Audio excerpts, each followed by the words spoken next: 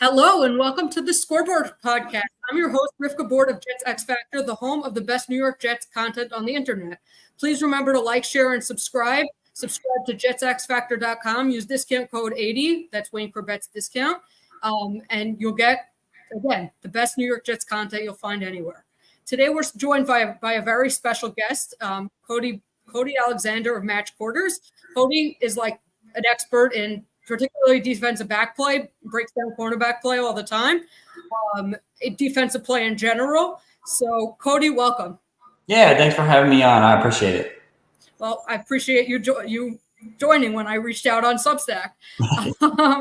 Okay, so I guess first start by introducing yourself to our audience a bit. Like, where do you come from? What's your background? What do you do? Yeah, so I run matchquarters.com. It's pretty much a one-stop shop for anything defense. This is going to be, for the most part, if you are a nerd like I am for defense, this is where it's going to be. There's so many things on offense. There's nothing on defense, and I want to be kind of that beacon of light for all of us darksiders. I am a defensive back coach by trade, started at Baylor in 2011 and kind of spent 10 years at the Texas high school football level. And then eventually just moved on to Match Quarters full-time. So I do football full-time. I have the best job in the United States for sure. Okay, well, yeah, anyone who can do this full-time is lucky. So I guess what drew me to you is watching your breakdown of Sauce Gardner's technique. And I think Jet fans are not going to be happy to hear this, but Cody had Sauce Gardner ranked as the 10th best cornerback in the NFL last year. So I guess I wanted to ask you first, where did that come from? I saw you had a little bit on how he struggles, particularly in cover two. How did you break that down, and what did you see in Sauce that made you say he's the 10th best? Yeah, so actually, if you watch that video, those are I work for Field Vision Sports, which is kind of a projected analytics company. We use machine learning and AI, and then we've developed a proprietary metric called havoc rating. So we can actually play by play. We can actually cut a defender down play by play and give you a better look at what they're doing. So in the raw score, I had him about 10. In our actual like machine learning AI, when we filter it through and clean it up with data scientists that are much smarter than I am, he actually becomes like he's projected to be the number 2 corner overall this year. And he finished as the number 3 corner last year in that new ranking. The reason why he got to be 10th really has to do with he struggles at times when they do run some of their zone concepts. So, and really a lot of times I always give the caveat when you're looking at zone, especially in cover 3 and cover 2, like those are vision reaction, and he is very much a man corner. So he is the number 1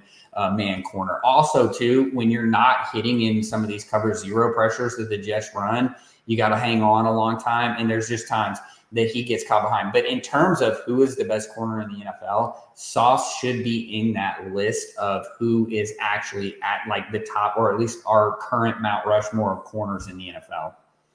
So I'm assuming Jalen Johnson was one of the corners who ranked ahead of him. Who was the other one?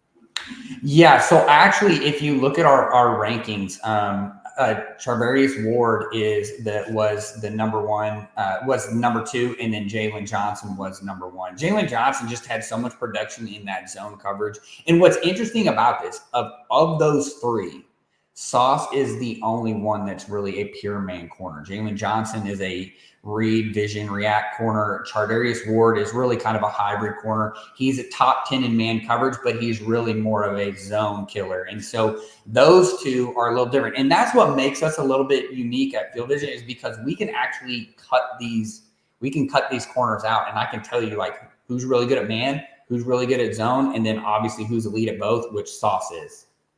So that's actually really cool. Yeah, sounds awesome. Jets fans are not going to be happy to hear Charvarius Ward's name, since he kind of snubbed Garrett Wilson, saying, something like I never heard of him, or I don't know who that is. So fans are not going to be. But he said he's going to travel with Garrett Wilson in week 1. So it'll be interesting to say, because you say he's a good man cover corner. So we'll see how that stacks up. Now, you said you have the data in Sauce. You break down DJ Reed's technique a lot too. Yes. What do you see in DJ Reed in terms of man versus zone? I don't know if you go ranking that far, but where you have him ranked, what did you see from him?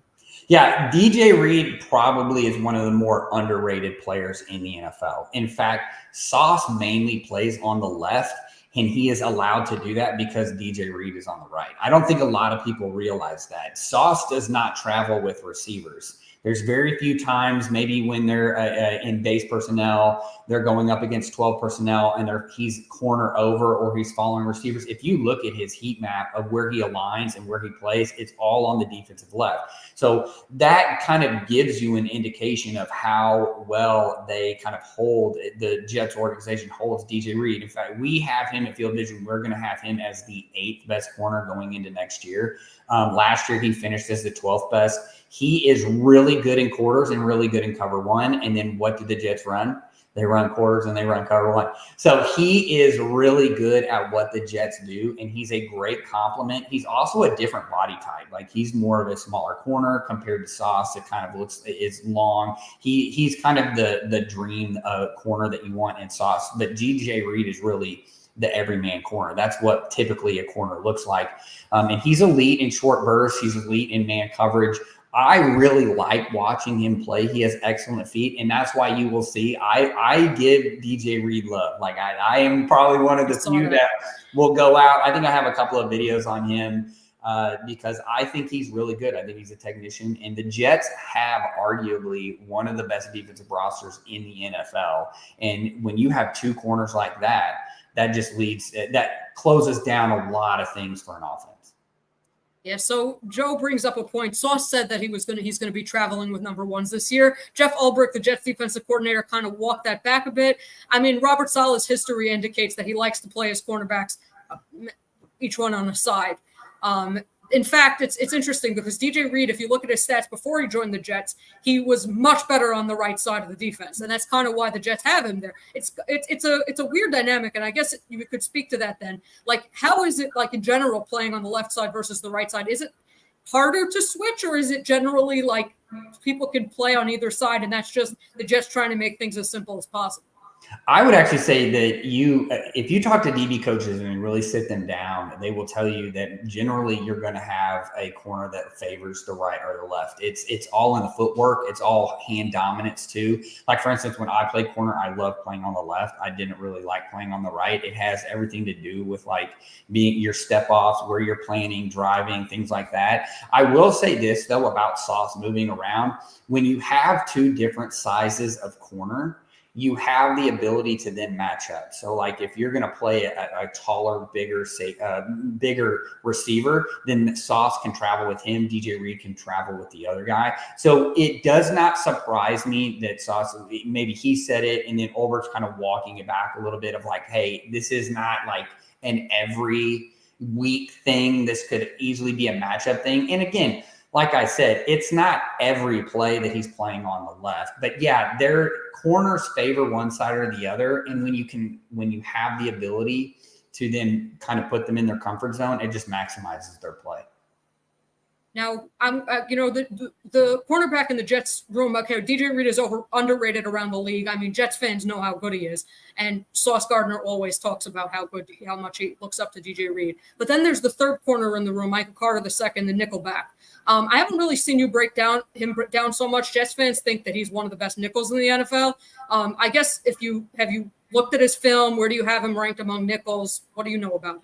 Yeah, Carter is really good. When you talk about nickels, there's just a stack of young guys above him. But he is one of those that is on that list of guys that are, and this is one of the reasons too, where he's a top 30 corner. If you just break him down just in general of like where he sits, he's a top 30 corner. We have him as projected number 27 for next year at Field Vision. That would put him in the top 10 of nickels in the NFL. And I think that that's pretty much where he needs to sit. He's really good against the run.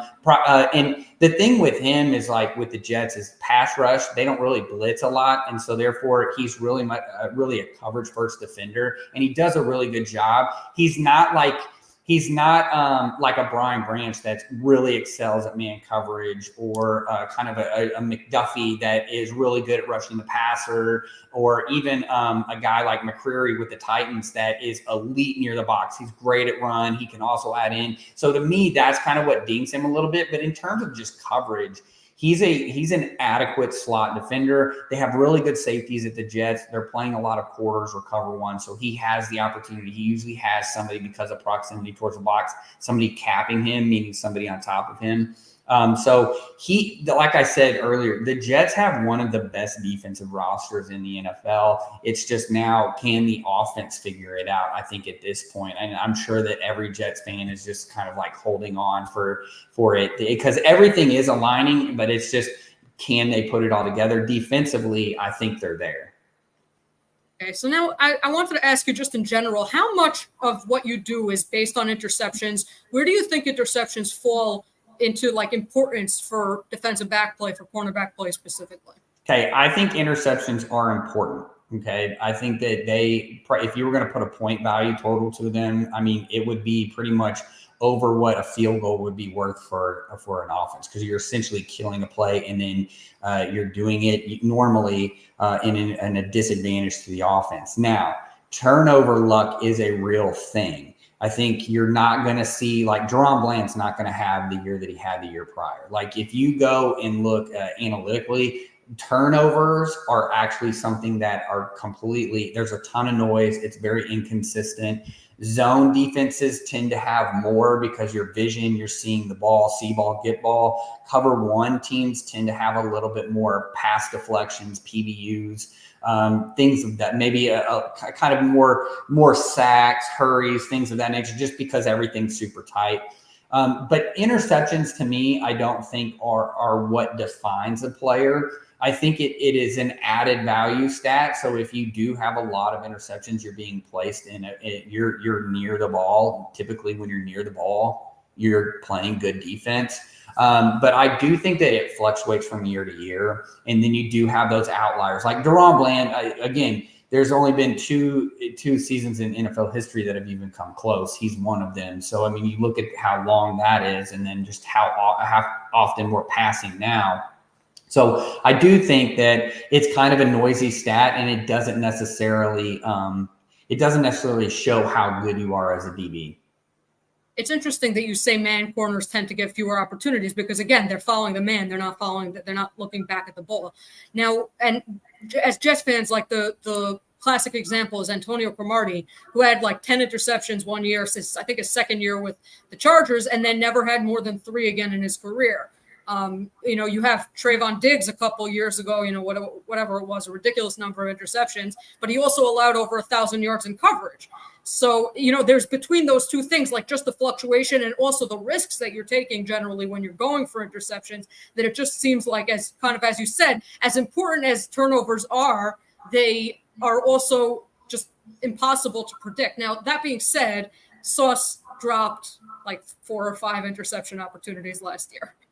Yeah, and so that goes down as a pass breakup, which are still important. I do think, like, dropped interceptions, when you see that, the Jets do play a lot of zone coverage, and so you do typically, so they have the opportunity. It's just, can we finish and can we compete? That's the thing with Diggs and Bland when they had their 2 standout years, is that they caught the balls that were thrown to them. And I think that that's a lot of the things with the DBs is dropped interceptions, just like we now track drop passes for receivers. Those can actually have an effect on the quarterback as well, because you're looking at, the quarterback's like, oh crap, I almost threw an interception. So that can have just as much an effect on it as an actual interception. So overall, I think sacks and interceptions can be a little bit weighted, kind of overrated, because sacks really is more, it can be more of a quarterback stat. Is he holding the ball? And also, it's kind of an indictment on the offensive line. You watch some of these tapes, and you put some of these guys on top of weaker offensive linemen, and it's not going to work out for the offensive line. And so, to me, that those 2 stats in particular don't necessarily tell the whole story, but they are kind of like what you go off of for having a spectacular season. Okay, and that just brings me back to Sauce for a minute. I don't know if you saw ESPN's top 10, their top 10 rankings based on what they asked coaches, like scouts, executives, and different people around the league. And Sauce was ranked the number 3 corner, which aligns with what you said. But apparently one executive said that he's extremely overrated, and another one said like he's the most overrated player in the league, and another one said that he could be called for holding on every play. So based on what you see, like, is that accurate, and how much does it matter? I think he is a little handsy, but I think a lot of that has to do with the length. I mean, you look at a guy like Reek Woolen for the Seattle Seahawks, who's probably the most freakish athlete in the NFL. The dude's 6'4", 215, 210 pounds. And is a man corner. I mean, so there's going to be times when you're 6'3", you're going up against some smaller receivers, even a 6-foot receiver, you're going to have a little bit handsy. I think a lot of it has to do with he's so long and lean that he kind of looks goofy sometimes. And so when you are watching him, he kind of looks like every once in a while, he'll look like the crazy inflatable tube man that you see on the side of the road, and his arms are going, and but he's so athletic and bendy, and that's how his body is. And so when you really break down his technique, which I did in that video that you were talking about earlier, you really start seeing he is a technician. It's just sometimes he just kind of looks a little bit goofy because of his length and how long he is. I think a lot of it too has to do, I call it kind of like the left-handed effect. Like why do people why is there so much hate for Tua? And I know I'm talking about it, and I know there's a lot of hate for Tua over here, but a lot of it comes from the fact that he's left-handed. And so when we're so right-hand dominant as a society, when you see something like that, I'm sure you've seen where people have flipped his throwing motion, like they flip it and they make him look like he's right-handed, and people are like, dude, this guy's awesome, right? Mm-hmm. So I think a little bit we're so used to having these 5'10", 5'11", 6-foot corners. When we see a longer guy, we see how handsy they are. We're also in an offensive dominant league. I think people really don't understand the 5-yard rule, where you can put hands on a receiver. And so therefore, I think too, people don't understand what is actually in phase and out of phase with the receiver. In phase means I'm in control of the receiver. I'm in a dominant position for the pass. And so I think a lot of that comes with it. And then to just, if you throw an arbitrary list of players out there, everybody's going to be mad about it. And everybody loves their team. And so therefore you're always going to have somebody that's overrated and somebody that's underrated. Okay, that definitely tracks. I love the example of Tua and comparing it to Sauce. I've never heard that before, but it's an excellent comparison. It's interesting you mentioned. So we talked about DJ Reed. I think 38% of the yards he gave up last year were to the Miami Dolphins. I mean, Tyreek Hill and Jalen Waddle annihilated him. So I guess my question is, which defensive backs generally have more success against the Miami, duo? How much does that have to do with Tua having struggling to throw in cold weather? And I mean, just in general, how can you contain Miami's receivers? I think it's more of a unit grade. How high is the unit grade? And then what are you doing? I think if you're playing a ton of cover one, you're going to be running. You turn it into a track meet. And I always tell my DBs all the time when I'm coaching DBs, when I'm talking to DBs, when I'm consulting with DBs, it's look, we don't want to create track meets. We are running backwards. They're running forward. They're already really good at running forward.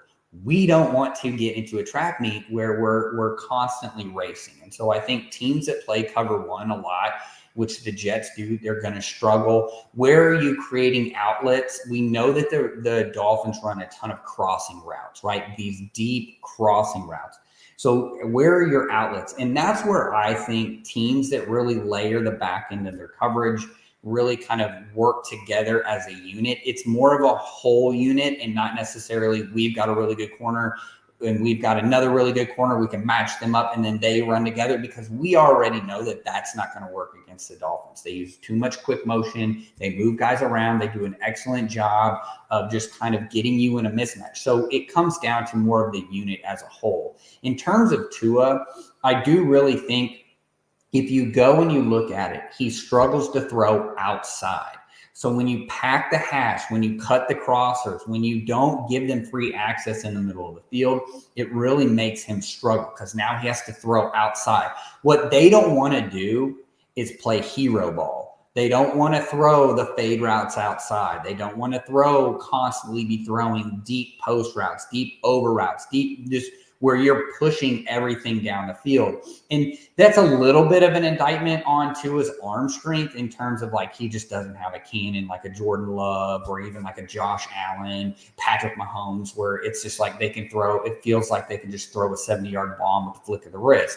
That's just not Tua's game, but he's elite in accuracy, which goes, so that's kind of that dichotomy of a coach is if we go man, we know we're going to be in a trap meet.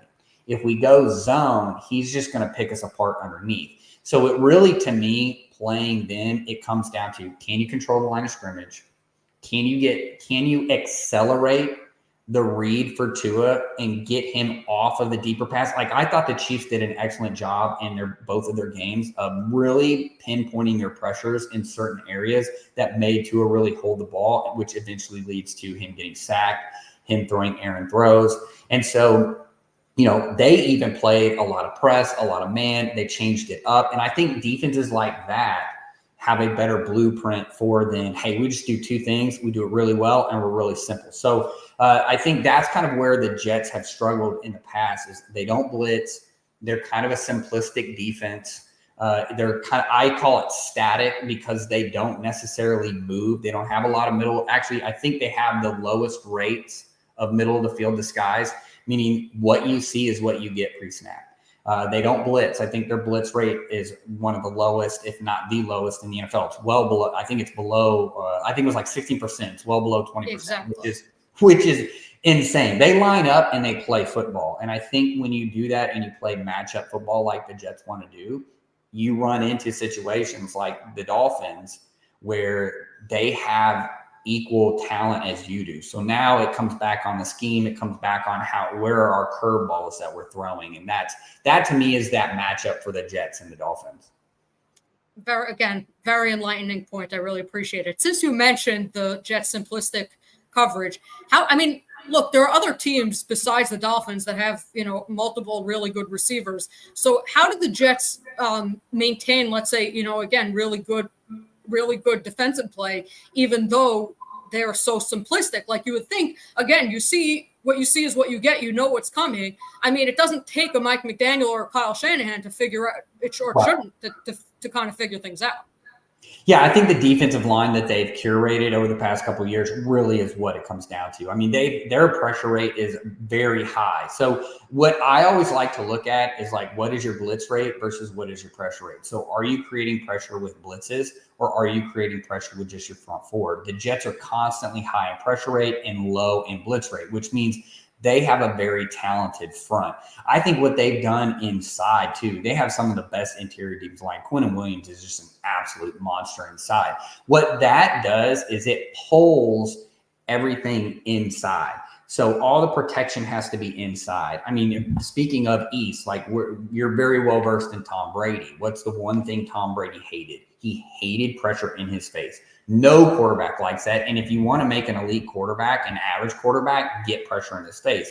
Well, how do you do that? You have a dominant interior defensive line, but then it amplifies your edges because now they're one-on-one. So if you look at kind of how the 49ers have built their roster, who are very similar to the Jets. If you look at what the Packers are going to do under Hafley and how they've kind of retooled their roster, who is, again, they run the same system. You go and you look at what the Texans have done. So this is kind of that Shanahan 49ers San Francisco system that was kind of developed in 2018.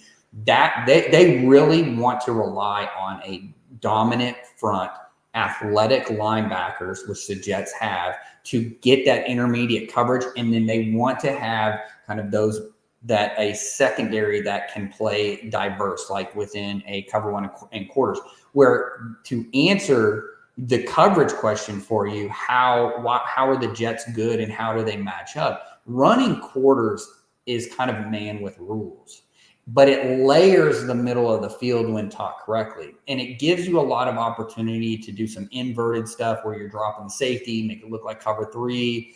Quarterback thinks that, okay, I'm in close post coverage. but then it ends up being more of a quarters look. So that's what I think the Jets really do. And I've talked about the Jets quarter scheme before. I think Ulbrich and Saleh do a great job of layering things together. Typically, you're going to pair that with cover one. That's what if you watch the Packers this year, that's what they're going to do. I think the 49ers will probably play a little bit more cover one, just kind of rolling it back and going back to what they were doing with Saleh. So to me, that is where the Jets have an opportunity to kind of defend a lot of these teams, is because if they need to go man, they can, but that quarter structure that they use really helps that layer in the middle of the field, which is where a lot of the passes are targeted. So since you mentioned the Jets defensive line, where do you think cornerback, like let's say if you had to rank positions, not just defensive positions, but overall positions in the NFL in terms of importance, where would you rank cornerback? And I guess coupled with that is kind of like, do you think cornerback play drives defense, like makes it, like coverage makes it easier for defensive line, or defensive line makes it easier for coverage, or some combination of? Yeah, that's the chicken and the egg question of football, especially defensively. Is it D-line? Is it defensive back play? And really, to be honest with you, it all starts up front. If you have an elite defensive line, it really cleans up a lot of the things in the back end. We're not covering for 4 seconds. We're not, it accelerates the time for the quarterback, which allows for tighter coverage in the back end. I'll just tell you, you can be, you can have Sauce Gardner and DJ Reed all you want, but if you're having to cover Waddle and Hill for over 3 seconds, you're going to lose more than you win. And I think that's kind of the thing of where the front is and where people kind of lose. You remember, a premier position like corner is super important.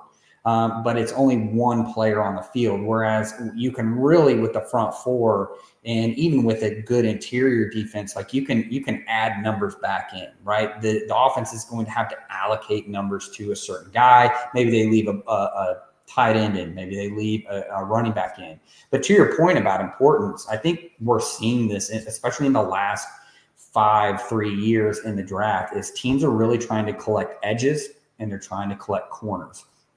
You just draft until you hit one, right? You draft a corner every year, you draft an edge every year. It doesn't matter where, just you do it off the board. If you can get a premium guy, you go for it. If you can't, you just draft off value later. And so I think what you want and what you're seeing is we're seeing where people are really starting to notice where position value is. It's valuable in corner, it's valuable in edge, but who got paid this offseason? A bunch of interior defensive linemen. So don't ever sleep on, just because they don't get a lot of the talk, don't ever sleep on the interior defensive line and then the line as a whole as being kind of that key cog in the defense that translates everything back. Now, don't get me wrong. If you have no corners, it don't matter. And that's part of the problem. But a good pass rush amplifies your secondary. A great secondary doesn't necessarily amplify your pass rush. I mean, I really, hearing that from a guy whose defense very interesting. No, it's very illuminating to me. So since you mentioned drafting guys, I don't know if you've had a chance to dig deep into the well and watch, or you heard about Quantas Stiggers, whom the Jets drafted in the 5th round. I don't know, what are the differences for a guy who played in the CFL and coming to the NFL? And do you think he has any chance of carving out a niche in the NFL? Yeah, that's the thing about like the NFL. I think people want these high dollar guys and they want their first round, but there's story after story after story of an undrafted free agent or a guy lower in the draft that ends up popping and ends up being a starter. I mean, you just go down the list and there's just guys. In fact, the 2022 class of cornerback is one of the greatest class. I mean, we're talking like a who's who of the next best corners. And a lot of them are 4th round draft picks. So can a guy come from the CFL and maybe even push for playing time in the NFL? Of course you can. And again, it goes back to that collection of corners. You've got to have deep. Look, football is a game of attrition. We are not guaranteed that, and you guys know this better than anybody. You're not guaranteed that your star player is going to even make it past the first drive of a game, right? So we're not guaranteed that Sauce is going to play all 17 games. DJ Reed's going to play all 17. Carter's going to play all 17. You've got to have depth in football, and you've got to have depth primarily in those positions like receiver, corner, these speed, high-dollar positions. Now, it's a little different on defense because you don't sub as much. But it gives them an opportunity that if they can have a 4-corner package out there, a dime package with 4 corners, to me, I think a guy like that, obviously he got picked up by the Jets. It will be interesting to see like how much he plays. These are kind of camp guys. You get a lot of notoriety and then you kind of forget until like week 10. DJ Reed pulls a hammy and he goes in there and you're like, oh, I totally forgot about that guy. Yeah, okay, sweet. I think he's good, So usually you don't talk about your 4th corner, but there's no reason why he can't play. Okay. Now I don't know exactly when, with match quarters, I don't know if you had a chance to like look a lot at Darrelle Revis and Richard Sherman. I don't know if because they were constantly going back and forth on social media and there was a big debate about who was better, but obviously their thought, what they were asked to do in their defenses were very different. So based on your perspective, I mean, I don't know if I should ask which cornerback was better, but I guess can you describe like each player's technique and kind of what you've ever seen on them, because Jet fans really want to know about Darrelle Revis.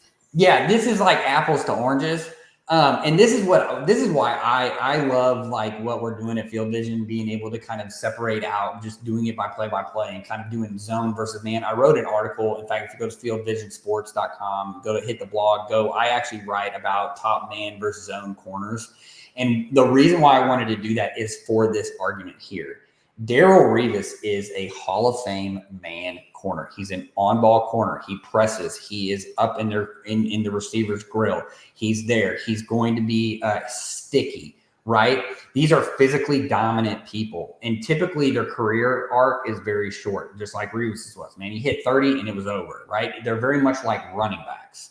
Okay, you get to 30, you kind of slow down. You're an on-ball corner. You really don't have zone skills. Not saying that Revis can't play zone. It's just that's not what he was asked to do.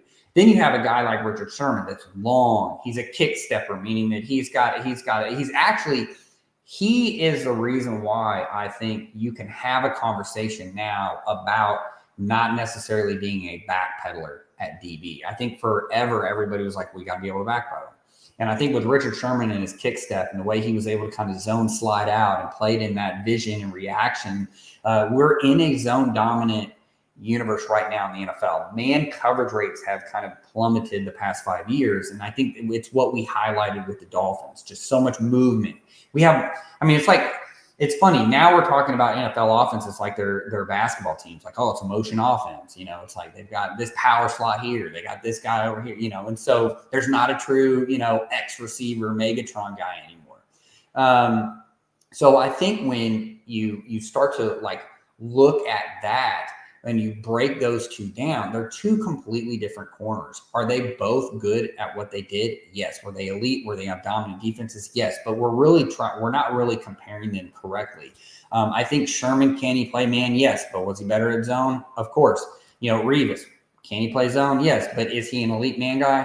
Of course. So to me, that's why. And then again, it's kind of like the Michael Jordan LeBron argument as well. They're like really completely different players. They're in two different eras. Now, those two played in a similar era, but it's kind of that of like, we're really not talking about the same player per se. And that's kind of that argument. I think both of them are great. Both of them are Hall of Fame candidates. And both played a completely different game in terms of skill set and then also how they were asked to play. So it's interesting you mentioned about Revis, or man corners, that their time tends to be short, because one question I was going to ask you, do cornerbacks in general age poorly, or do you feel like zone corners have a longer shelf life? Like how does aging affect, like, let's say, or declining foot speed affect corners?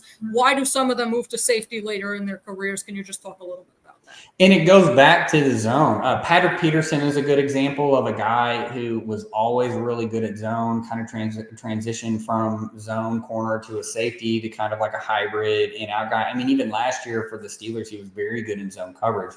So I think that read and react, it's just hours and hours of tape and watching and playing the game. And so as you get older, your foot speed goes down. So if you're an on-ball dominant player, meaning that you press a lot, you play man a lot, like a guy who's going to struggle in his 30s is probably like a guy like AJ Terrell, who presses 70% of the time, is on ball all the time. His career arc will probably be, if you're talking to GMs, his career arc is probably a second contract, and then that's probably it.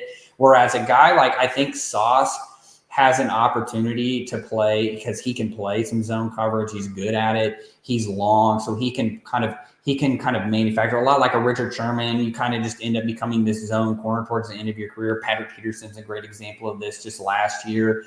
So I do think, like you said, the zone aspect of football lends itself to them being able to play like a free safety type, being able, you can still play coverage, you just play from depth, you kind of have vision, you're really good at it.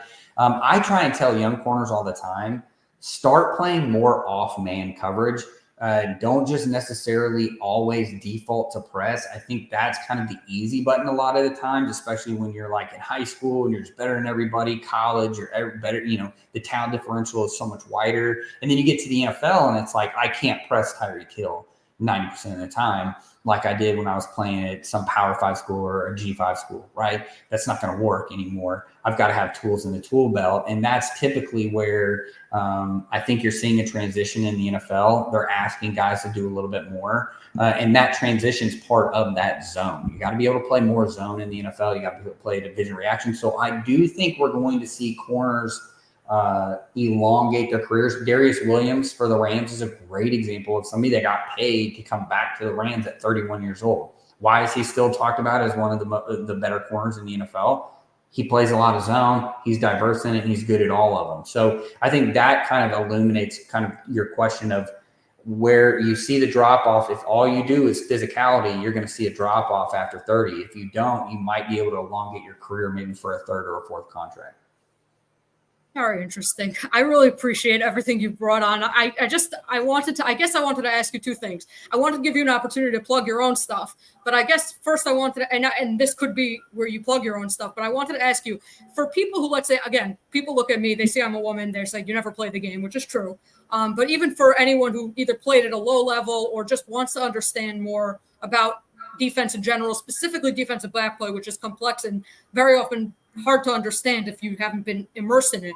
What resources would you recommend for like learning from the basics to more complex and, again, your own stuff, anyone else's stuff, how you got started, whatever, anything that you want to say?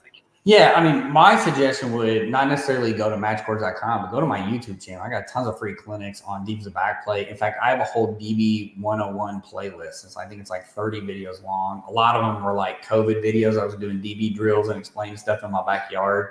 But I kind of took those, made a playlist. I would start there. Like if you're like, Cody, what resource can I have that I want to learn more? That's where I would just start, because I just go over that. Then if you really want to get into the nitty gritty, I've got clinics. Go to my clinic archive on matchcourse.com and just start watching. The technique video that you said was Sauce, like that's free. You can watch that on YouTube. You can watch that on Match Quarters. If you really want to learn more, there's so many resources. Just listen to the defensive backs play, right? Or talk about their play. Find videos on Sauce Gardner breaking down tape or talking about how he's playing. That's probably generally, you want to start where you're interested in. So obviously these are Jets fans. Go on YouTube, find Sauce Gardner videos of where he's actually talking about how he's playing football, what he's looking at, how he's reacting. I think to me, that kind of illuminates what they're trying to do and in their mind, and it gets you going. If you're interested in quarters, primarily what the Jets run, I have a guidebook on it. You can find it if you can go to Amazon and just type in match quarters, or you can go to matchcourse.com, click books. It'll take you to I have 6 books total that you can watch, or that you can read on defense. Match quarters is one of them. So my advice is just start small and build up. If you have questions, ask. I actually have a defensive glossary that I put together from all the top. So if you hear a term you don't know, just go in there and search it up. Use a finder tool. Ask questions. I typically will answer if you follow me on Twitter, you DM me, I'll probably answer you at some point. So those are all things. Just ask questions. If you've got a son in high school, talk to the DB coach about, what they're trying to do, anything. Just be a lifelong learner. Okay. So I just wanted to get to a few comments that we had. So this is Dom C, who does a lot of his own film work. He said, Cody is the best, great guest, Rivka. So thanks, Cody, for joining. Let's just see if there's a couple. I'm gonna get to more comments the other day, but I mean, like afterward. But I wanted to see if there are any questions for you. No, a lot of these are comments for me. Looks like, so I'll get to them, but so Cody, thank you so much for joining. I think you're the best guest I ever had. So I would appreciate it. Again, I would love to have you on again to talk more general defense during the season, to talk about what you've seen. Thank you so much for responding to my Substack. I wasn't really expecting a response. And yeah, thank you. Yeah, appreciate it. Anytime I can talk defensive back play, like I'll talk to a wall about defensive back play. So no problem here. Thank you for having me on. Okay, thank you. Take care. Be well. Right, I'm gonna continue answering some comments. Okay, appreciate it. Take care. Be well. All right, bye. Okay, so I guess it doesn't look like Dakota is here. Let's see, John, I appreciate it. Let's see some of the other comments. Yeah, John, it was a funny comment, a stack of nickels, right? Who's filling up for Carter? What he meant is in the run game, he very often has a safety on top of him, or who's, let's say, filling in, covering him, so that if he can't, he's small, if he can't, let's say, who kind of covers his gap, so that if someone gets past him, it's not going to be a touchdown. Most important stat is keeping opponents out of the end zone. Obviously, sacks are not overrated. I think what he means is that I guess I could have pressed him on it, but I was talking more defensive back play this time, because I talk about it how sacks are overrated compared to pressures. As important as sacks are in the game, in general, I think what he's saying is just that, like, sacks tend to fluctuate to some extent. Not as much as interceptions, but he's saying the stat tends to be not as important. He had 2 pick sixes he dropped, still affects the quarterback timing. That's what Cody said. So yes, he dropped at least 1 pick six against Dallas. I don't remember if the other picks were definitely sixes, maybe Denver. But yeah, Sauce, I mean, Sal talked about it, how basically his thing is to catch his challenge is to catch a ball. I wrote an article about how he kind of claps the ball. He puts his hands like this. And so, or like this. And so you're not going to be able to catch the ball that way. So yeah, hopefully Sauce gets working on that, because he had several opportunities this year and he messed up all of them. Sacks are opportunity killers. That's definitely the case. But I mean, if you think about a guy like Bryce Huff, I mean, I know he had 10 sacks last year, but in general, his sack rates are not nearly as high as some other, let's say, defensive linemen or pass rushers, meaning on a per snap basis. And I think a lot of the reason for it is that pressure and consistently affecting the quarterback is more important than getting a sack, but not affecting the quarterback the rest of the game. So let's say, I keep saying, a guy like Hassan Reddick for several seasons of his career has been a sack artist, but he's not necessarily consistent with it. So that consistency also matters. It's not to minimize that, sacks. Getting to the quarterback and being as efficient, as consistent in getting to the quarterback as Reddick has been is unbelievable. But I'm just saying, personally, I mean, again, it's a little different because Reddick can play the run, whereas Bryce Huff couldn't play the run. But purely as a pass rusher, I think I preferred Huff to Reddick, because Huff will affect the quarterback more consistently, even if he doesn't necessarily get the sack. Sacks help cause picks too. That's kind of what Cody was saying. He was saying that it starts with the defensive line and pressure up the middle. That's what he was saying about Brady, what he was saying about Quinnen Williams. And so, yes, getting to the quarterback, and it plays with their minds, and it does cause picks. John, Sauce does his homework. Yes, Sauce absolutely does his homework. He's one of the most studied and prepared corners in the NFL. There was a video that Brett Coleman, check out his work on YouTube. He's great. He did a whole video on Sauce in his rookie season. What he said is, if you recall, Stephon Diggs in his first rep against Sauce beat him for a 42-yard gain. And what he was saying is the reason that happened is Sauce had studied the film and knew that Diggs had never run a vertical route out of that particular set. And so he was jumping the short routes like the hitch or something like that because he knew that Diggs never did it. But because the Bills knew that Sauce watches so much film, they knew that he would see that. And therefore, they ran a vertical. It was this cat and mouse game with a rookie. And that's how well prepared Sauce is. And just the fact that he got beat shows how good he is. It's just a testament to how much he studies and how elite he is. It's not just his elite physical talent, it's also his mind. Jets number one defensive backs is exciting. Yeah, no, definitely. Never thought I'd see the day of what? Okay, sacks deflate your team's soul, definitely. Hit the like. I appreciate Curly. I would appreciate definitely any likes. We got an offensive line. Let's go. Hopefully they can stay healthy. Sauce will travel this year again. Ulbrich kind of walked that back, so we'll see. We'll see what happens. Jesse from Saved by the Bell said it best. I'm so excited. Sometimes I wake up in a nightmare and Rodgers got hurt again or everything went wrong. But yeah, I mean, there's a reason to be excited as a Jet fan. Sack Tua. It's really hard to sack Tua because he gets rid of the ball so quickly. It is not easy to get to Tua. And that's one thing about the Dolphins offensive line. And that's why as Robert Hunt getting $20 million per year with the Carolina, I'm not so certain he's going to play anywhere near the level he did in Miami because he just wasn't asked to do much in Miami. Tua got the ball out in like 2.2 seconds. Like he was getting the ball out faster than Tom Brady at the end of his career. And so it's not easy to sack Tua. And Miami, as Cody said, it's a bad matchup for the Jets, and they're going to have to figure out and maybe change their approach a little bit for playing Miami. Our offense will keep their offense off the field. Could be. I mean, again, Miami's defense has some good players. I mean, Ramsey's still really good. Kendall Fuller is very underrated on the other side. One of the better quarters in the league over the last 5 years.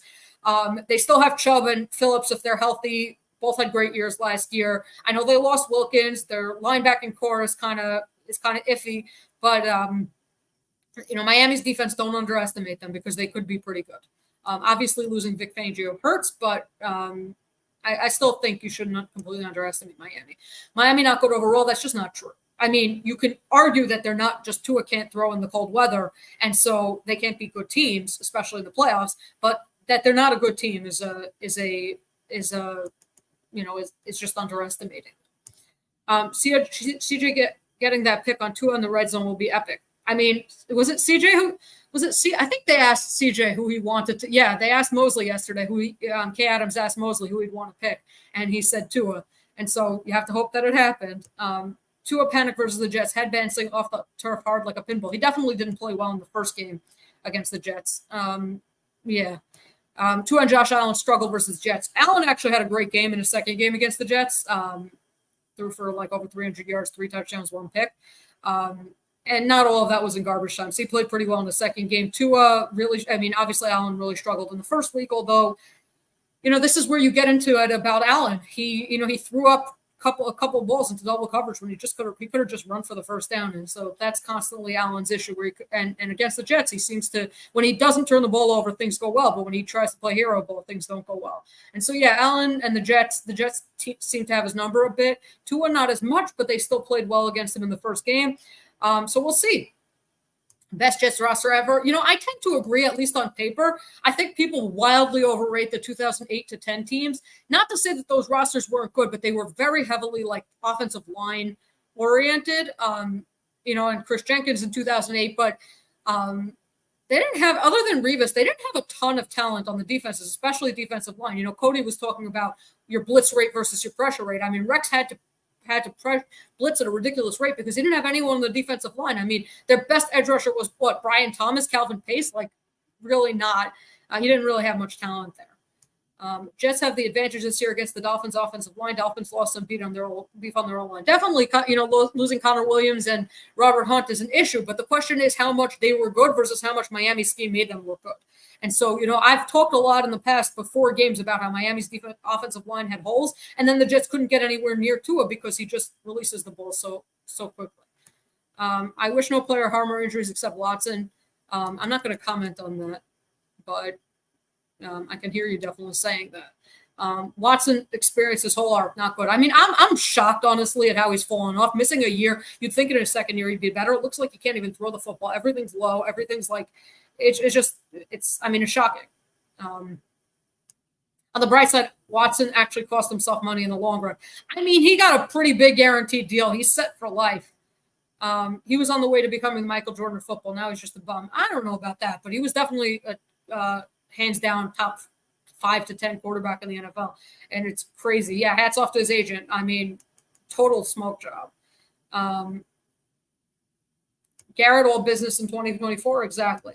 So Michael Carter and the safeties become more important. So I think Cody may have underrated Michael Carter a bit, in terms of nickel corners, especially after watching Blewett's review of Carter. But he's kind of saying, that the back end of the coverage is very important for the Jets. If you want to go back in the comments and repeat exactly what you were responding to and where your question comes from, I'd be glad to get more into it. The front office has to be effective, and the back's got to clean up the mess. If you're talking about, I'm not exactly sure what you're talking about. Sauce and Garrett going to break our bank in 2025. So Rich Cimini made an interesting point when I had him on. He said, so Sauce, they're going to lock up.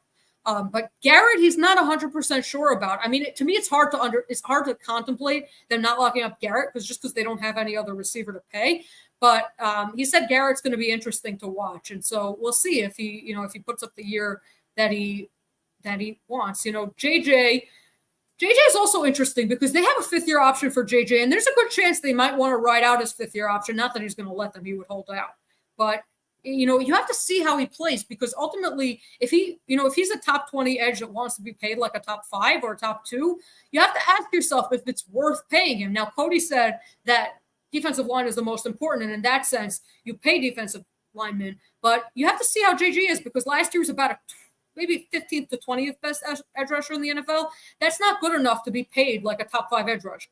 And, that's my point with Hassan Reddick. He's a top 10 to 15 edge rusher in the NFL. He's not top 2. He doesn't deserve to be paid like Nick Bosa. Even though he gets the sacks of Nick Bosa, he's not the pressure. He's not the disruptor that Nick Bosa is. And so, I kind of feel with JJ, they're going to have a very interesting decision. You said JJ's the odd man out. Probably Jets praying for McDonald. JJ might get franchised. I tend to agree, although I think JJ is always going to be a better edge setter than McDonald. So we'll see how McDonald turns out as a pass rusher. I think Brees is also going to be the odd man out. We'll see about JJ. I think they'll pay Sauce and Garrett. Brees, if Douglas is around or any sort of similar general manager, I think Brees might go the Saquon Barkley way, where they don't even have the 5th-year option, but where they franchise him and then they let him go.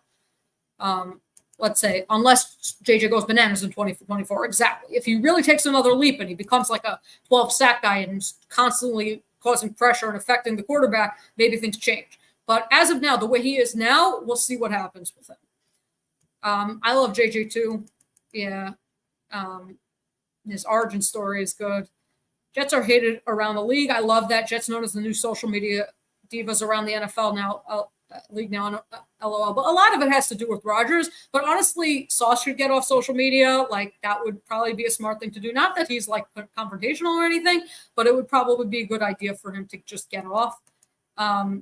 Still got to watch Garrett's origin. It's kind of cool. I mean, Garrett grew up, like, you could kind of tell that his family was a big driver in his success. It was a good episode. I have to say, Garrett's was the only one I watched, which is probably terrible for someone who covers the Jets, but here I am, admit it.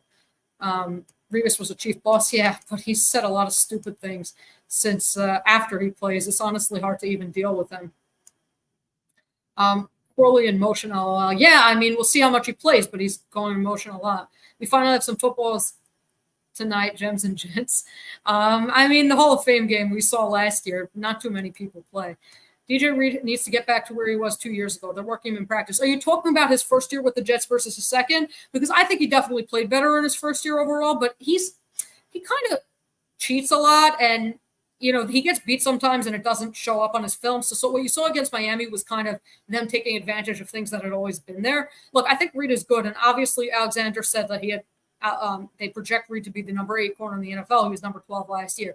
But there's definitely some holes in his game that can be exploited. How great was Dion? So I wish I had seen this question because I would have asked Cody.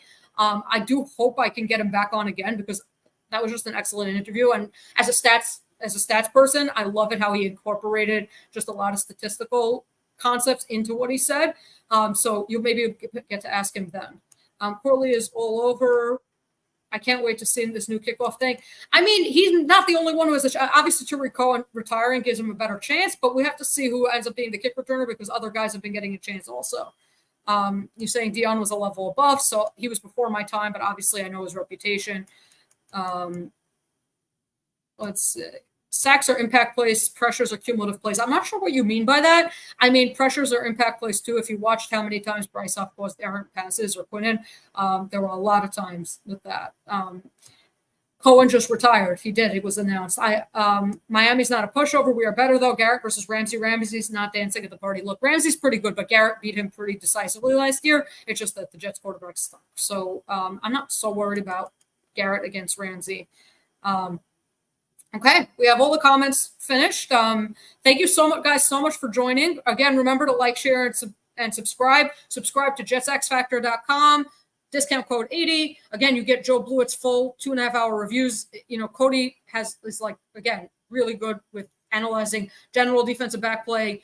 Blewett gives you the rundown on every single player on the Jets. He did like over 30, maybe close to 40 reviews this offseason. And so you get to watch all of them and not just the 15-minute snippet on YouTube if you subscribe to jetsxfactor.com. Thank you so much for joining and have a great day.